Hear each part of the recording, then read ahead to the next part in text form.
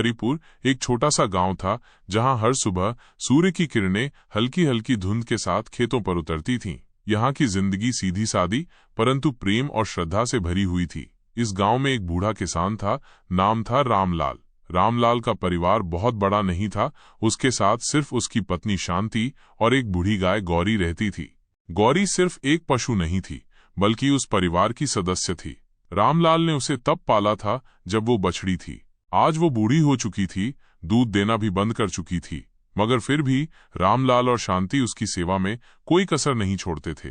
गांव में बहुत से लोग अपने बूढ़े पशुओं को छोड़ देते थे, लेकिन रामलाल ने कभी ऐसा सोचा भी नहीं। जब कोई उससे कहता, अब इसका क्या फायदा, न दूध देती है न खेत जोत सकती है, तो रामलाल मुस्कुराकर कहता, ये हमारे परिवार की गौ माता है, इसका पालन पोषण करना हमारा धर्म है। गौरी की आंखों में एक अलग ही चमक थी, जैसे वो इंसानों की भावनाओं को समझ सकती हो। जब रामलाल खेत से थका हारा लौटता तो गौरी धीरे धीरे आगे बढ़कर उसका स्वागत करती। शांति कहती, राम जी, मुझे तो लगता है ये हमारी बातें समझ लेती है। एक दिन गांव में एक नया परिवार आया, शहर से आया हुआ था, नाम था राकेश। वो बहुत अमीर था और आधुनिक सोच रखता था। उसने गांव के पास की जमीन खरीदी और एक बड़ा डेयरी फार्म खोला। उसकी योजना थी कि हाईब्रिड विदेशी गायें लाकर दूध उत्पादन को बढ़ाया जाए। गांव के लोग धीरे धीरे उसके फार्म की ओर आकर्षित होने लगे। वे सोचते, अगर ज्यादा दूध मिलेगा तो हम भी कमाई कर सकेंगे। लेकिन रामलाल ने अपने विचार नहीं बदले। उसने कहा, गौ माता कोई व्यापार की वस्तु नहीं, वो तो पूजनीय है। एक दिन रामलाल की तबीयत बहुत खराब हो गई। डॉक्टर ने कहा कि उन्हें शहर के बड़े अस्पताल में भर्ती करना होगा। शांति बहुत परेशान हो गई। गौरी भी जैसे बेचैन हो गई थी। वो बार बार रामलाल के चारों ओर घूमती और धीरे धीरे रंभाती रहती। रामलाल ने जाते जाते कहा, शांति, गौरी का ध्यान रखना, ये भी मेरी तरह बूढ़ी हो चुकी है। शांति ने सिर हिलाया, पर उसके मन में चिंता थी, इलाज का खर्च कहाँ से आएगा। गांव वालों ने मदद की, लेकिन वो काफी नहीं था। ये खबर जब राकेश को मिली तो उसने मदद की पेशकश की, लेकिन एक शर्त पर। उसने कहा, अगर आप गौरी को मेरे फार्म को सौंप दें तो मैं रामलाल जी के इलाज का पूरा खर्च उठाऊंगा। शांति इस बात से अंदर ही अंदर टूट गई।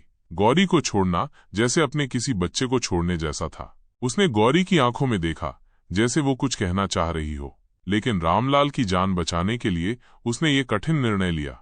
गौरी को फार्म में ले जाया गया। फार्म की चकाचौंध और मशीनों के बीच गौरी जैसे खो गई थी। वो कुछ खाती नहीं थी, बैठी बैठी रामलाल और शांति की ओर देखती रहती थी, मानो उन्हें पुकार रही हो।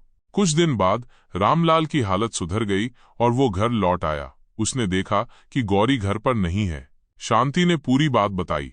रामलाल की आंखों में आंसू आ गए। वो बिना एक शब्द कहे सीधे राकेश के फार्म की ओर चल पड़ा। फार्म पर पहुंचते ही उसने देखा कि गौरी एक कोने में उदास बैठी है। उसने पास जाकर उसे पुकारा, गौरी। गौरी ने जैसे अपनी सारी ताकत से आवाज दी और भागकर रामलाल के पास आई। उसके आंसू रामलाल के कपड़ों को भिगो रहे थे। यह दृश्य देखकर राकेश भी भावुक हो गया। उसने कहा, रामलाल जी, मैंने बहुत कुछ देखा है, लेकिन आज पहली बार देखा कि एक गाय और इंसान के बीच इतना गहरा रिश्ता हो सकता है। कृपया आप गौरी को वापस ले जाइए, यह आपके बिना अधूरी है। रामलाल ने हाथ जोड़कर धन्यवाद कहा और गौरी को घर ले आया।